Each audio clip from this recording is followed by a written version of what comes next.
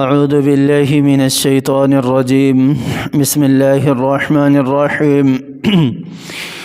الف لام میم اللہ لا الہ الا هو الحی القیوم نزل عليك الكتاب بالحق مصدقا لما بين يديه وأنزل التوراة والإنجيل من قبل هدى للناس وأنزل الفرقان إن الذين كفروا بآيات الله لهم عذاب شديد والله عزيز ذو انتقام صدق الله العظيم۔ سورہ آل عمران کی ان آیات کے اندر اللہ تعالیٰ نے تورات کے ذکر کیے ہیں، انجیل کا ذکر کیے ہیں، اور اسی طرح قرآن پاک کا ذکر کیے ہیں۔ پچھلے درس کے اندر اللہ تعالیٰ نے جو پہلی آیت کے اندر توحید کا ذکر کیا تھا اس کا بیان ہو چکا۔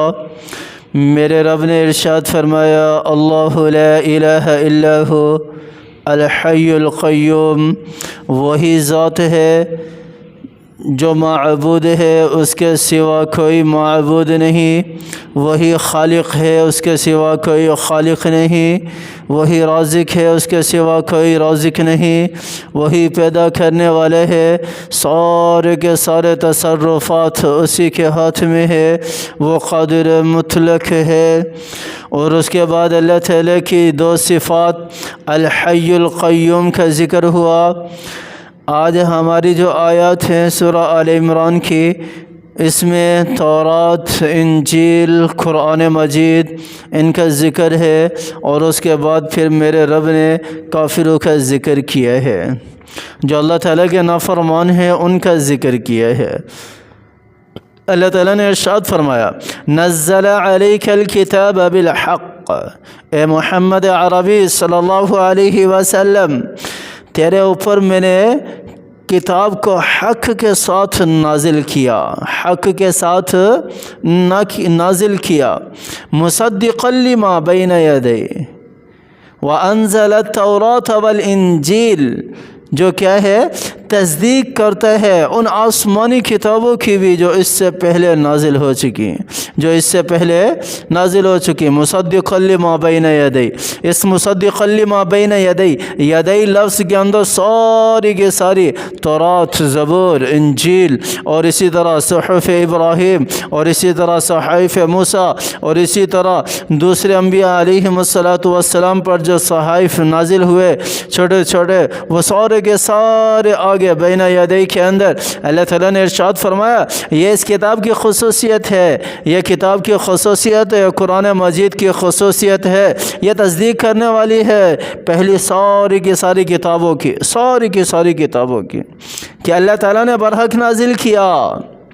زبور کو بھی اللہ تعالیٰ نے برحق نازل کیا، وہ اللہ کی سچی کتاب ہے۔ اللہ نے حضرت داؤد علیہ السلام پر زبور کو نازل کیا۔ حضرت داؤد علیہ السلام کو اللہ تعالیٰ نے جو جالوت اور طالوت کا جو واقعہ مشہور ہے، اس کو ان قوم کی طرف اللہ تعالیٰ نے نبی بنا کر بھیجا۔ اللہ تعالیٰ نے پھر سلطنت سے بھی نوازا، اللہ تعالیٰ نے نبوت سے بھی نوازا، پھر اللہ تعالیٰ نے زبور ان کے اوپر نازل کی، پھر اللہ تعالیٰ نے ان کے اوپر احکامات کو اتارا، وہ سارے کے سارے برحق ہیں، سچے ہیں۔ وَأَنزَلَ التَّوْرَاةَ وَالْإِنجِيلَ، اور جو کچھ بھی میرے رب نے تورات کے اندر نازل کیا، جو کچھ بھی میرے رب نے انجیل کے اندر نازل کیا، وہ بھی برحق ہے۔ میں صرف ایک آیت پڑھ کے سنا دیتا ہوں۔ الذین یعرفونہ کما یعرفون ابناءہم، اللہ تعالیٰ نے قرآن پاک کے اندر یہ آیت ذکر کی ہے، یہ آیت ذکر کی ہے کہ یہ اہل کتاب جتنے بھی ہیں، چاہے وہ تورات کو ماننے والے ہیں، چاہے وہ انجیل کو ماننے والے ہیں، چاہے وہ زبور کو ماننے والے ہیں، چاہے وہ حضرت موسیٰ علیہ السلام پر ایمان لانے والے ہیں، حضرت عیسیٰ علیہ السلام پر ایمان لانے والے ہیں، چاہے کسی بھی نبی پر ایمان لانے والے ہیں، چاہے یہودی ہے، چاہے عیسائی ہے، میرے رب نے کیا ارشاد فرمایا الذین یعرفونہ کما یعرفون ابناءہم، کہ وہ قرآن کو، وہ آپ صلی اللہ علیہ وسلم کو اس طرح جانتے اور پہچانتے ہیں جیسے کہ اپنی اولاد کو جانتے اور پہچانتے ہیں۔ جیسے ایک بندہ اپنی اولاد کو نہیں بھول سکتا، کبھی بھی نہیں بھول سکتا، جب بھی اس کے سامنے آئے اور اس کا چہرہ نہ بھی آئے، اس کا چہرہ ہمیشہ یاد رہتا ہے، اور اس کی خوشبو سونگھ کر ہی بتا دیتے ہیں کہ میرا بیٹا ہے۔ حضرت یعقوب علیہ السلام کا واقعہ ہے نا، مشہور واقعہ ہے۔ ابھی تک حضرت یوسف علیہ السلام آئے نہیں ہے، قمیض بھیجی ہے، حضرت یوسف علیہ السلام نے اپنی قمیض بھیجی ہے، حضرت یعقوب علیہ السلام تک پہنچی نہیں ہے، دور سے حضرت یعقوب علیہ السلام کہہ رہے اور مجھے یوسف کی خوشبو آ رہی ہے۔ اللہ اکبر، مجھے یوسف کی خوشبو آ رہی ہے، میرا بیٹا زندہ ہے، تم کیسے کہہ سکتے ہو کہ بھیڑیے نے اسے کھا لیا؟ اور مجھے یوسف کی خوشبو آ رہی ہے، میرا بیٹا آ رہا ہے۔ اللہ اکبر، اللہ اکبر۔ الذین یعرفونہ کما یعرفون ابناءہم، اللہ تعالیٰ نے کیا ارشاد فرمایا اہل کتاب کے بارے میں کہ یہ آپ صلی اللہ علیہ وسلم کو اس طرح جانتے اور پہچانتے ہیں جیسے یہ اپنی اولاد کو جانتے اور پہچانتے۔ آپ صلی اللہ علیہ وسلم کے ساتھ بہت سارے واقعات بھی اس طرح کے پیش آئے۔ آپ صلی اللہ علیہ وسلم کے والد کے ساتھ بھی واقعہ پیش آیا، آپ صلی اللہ علیہ وسلم کے ساتھ بھی، اپنے دادا کے ساتھ جا رہے ہیں ملک شام کی طرف، چچا کے ساتھ، ابو طالب کے ساتھ، راستے میں ایک عالم یہودیوں کا ایک بڑا عالم دیکھتے ہیں آپ صلی اللہ علیہ وسلم کو، وہ پہچان جاتے ہیں کہ یہ وقت کا نبی ہے، یہی آخری نبی ہے۔ وہ آپ صلی اللہ علیہ وسلم کے چچا کو کیا کہتے ہیں، اس کو واپسی بھیج دو، ورنہ اہل کتاب اس کو دیکھیں گے تو اس کو نعوذ باللہ نقصان نہ پہنچیں، اس کو واپسی بھیج دو، اس کو نہ لے کر جاؤ۔ اس طرح پہچانتے تھے آپ صلی اللہ تعالیٰ نے صفات بیان کی تھی آپ صلی اللہ علیہ وسلم کی، تورات کے اندر، انجیل کے اندر، من قبل ھدی للناس وانزل الفرقان، اور یہ ساری کی ساری کتابیں قرآن سے پہلے ہیں، اور ساری کی ساری کتابیں لوگوں کی ہدایت کے لیے اللہ تعالیٰ نے اتاری۔ ھدی للناس، لوگوں کی، جس طرح قرآن کو ہدایت کے لیے اتارا، ھدی للمتقین، الف لام میم، ذالک الکتاب لا ریب فیہ ھدی للمتقین۔ میرے رب نے کہا کہ یہ قرآن اللہ تعالیٰ نے لوگوں کی ہدایت کے لیے نازل کیا ہے، لوگوں کو راہ راست پر لانے کے لیے نازل کیا ہے، لوگوں کو زندگی بسر کرنے کا طریقہ بتانے کے لیے نازل کیا ہے، اللہ کی مرضی کے مطابق زندگی گزارنے کے لیے اللہ نے نازل کیا ہے۔ اسی طرح جو پہلی کتابیں ہیں، تورات ہے، انجیل ہے، زبور ہے، میرے اللہ نے کہا ھدی للناس، یہ کیا ہے؟ لوگوں کی ہدایت کے لیے ہے۔ وانزل الفرقان، حق اور باطل کے درمیان فرق کرنے والے۔ ان الذین کفروا بآیات اللہ، اور وہ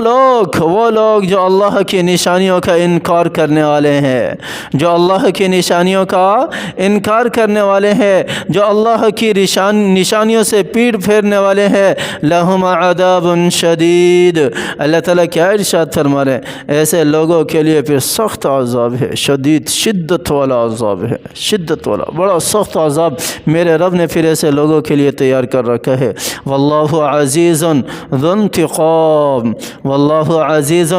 انتقام، اور اللہ تعالیٰ غلبہ اور قدرت والے ہے، بدلہ لینے والا ہے۔ عزیز کے اندر ویسے ہی اللہ تعالیٰ کی صفت ہے، غلبے والی ہے، قدرت والی ہے، قہاریت والی ہے، اور ذو انتقام پھر اللہ تعالیٰ نے آگے الگ سے ذکر کیا، اللہ تعالیٰ بدلہ لینے والے ہیں۔ تم اللہ تعالیٰ کی نافرمانیوں کے اندر زندگی گزارتے رہو اور تم کہو کہ ہم جنت میں چلے جائیں گے، اللہ تعالیٰ کی نافرمانیوں کے اندر اپنی مرضی کے مطابق گناہوں کی دلدل میں زندگی بسر کرتے رہو اور کہو کہ جنت میں چلے جائیں گے، ایسا نہیں ہوگا۔ میرے رب نے کہا کہ میں بدلہ لینے والا ہوں۔ فمن یعمل مثقال ذرة خیرا یرا ومن یعمل مثقال ذرة شرا یرا، ذرہ برابر بھی اگر کوئی بدی کرے گا کل قیامت والے دن اس کو اپنی آنکھوں سے دیکھے گا، ذرہ برابر بھی اگر کوئی نیکی کرے گا کل قیامت والے دن اس کو اپنی آنکھوں سے دیکھے گا۔ اللہ تعالیٰ ہمیں قرآن کی سمجھ عطا فرمائے، اللہ تعالیٰ قرآن کو سینے سے لگانے کی توفیق عطا فرمائے، اللہ تعالیٰ قرآن سے حقیقی محبت کرنے کی توفیق عطا فرمائے۔ قرآن کی تلاوت کرنے کی توفیق عطا فرمائے، قرآن پر عمل کرنے کی توفیق عطا فرمائے۔ جس طرح قرآن کا حق ہے، جس طرح قرآن زندگی گزارنے کا کہتا ہے، اسی طرح اللہ کی مرضی کے مطابق ہمیں زندگی گزارنے کی توفیق عطا فرمائے۔ جتنے بھی ہمارے بیمار ہیں اللہ تعالیٰ سب کو صحت یابی والی زندگی دے، عافیت والی زندگی دے۔ مجھے بھی صحت یابی والی عافیت والی زندگی دے، مرنے سے پہلے موت کی تیاری کرنے کی توفیق عطا فرمائے۔ آمین ثم آمین۔ وآخر دعوانا ان الحمد للہ رب العالمین۔